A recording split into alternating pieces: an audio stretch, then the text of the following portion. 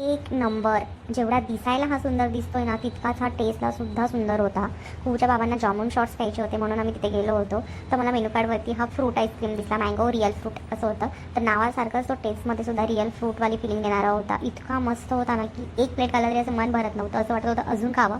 तर कुहूला आम्ही काही दिलं नव्हतं म्हणून ती स्वतःच ऑर्डर द्यायला तिकडे पुढे गेली. तसं तिला आम्ही लगेच पाठीमागं घेतलं आणि दुसरीकडे घेऊन गेलो. तर त्याचा बदला म्हणून तिने काकाला आणि पप्पाला एवढं दमवलंय बापरे. ती एका जागी ना थांबतच नव्हती, सारखं इकडून तिकडून तिकडून इकडून आणि सारखं चेक करत होती की हे दोघे सुद्धा माझ्या पाठीमागून येत आहेत का, आणि ती पडेल म्हणून आहे ना, हे दोघे जण तिला कव्हर अप करत होते. ते तिला जास्त आवडत होतं.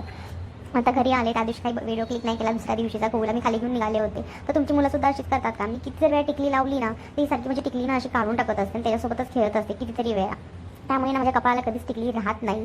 आणि दुसरं त्यातून ती टिकली ती काढली ना, ती डायरेक्ट तोंडामध्ये सुद्धा टाकते. तर तिची ही गंमत झाल्यानंतर तिला मी खाली घेऊन गेले. खाली गेल्यानंतर असा काही मॅडमचा मूड असतो, एकदम इकडून तिकडून तिला फिरायला छान वाटतं. तर असाच काहीसा आमचा दिवस गेला. आम्हाला अजूनही सबस्क्राईब केला नसेल तर आम्हाला प्लीज सबस्क्राईब करायला विसरू नका.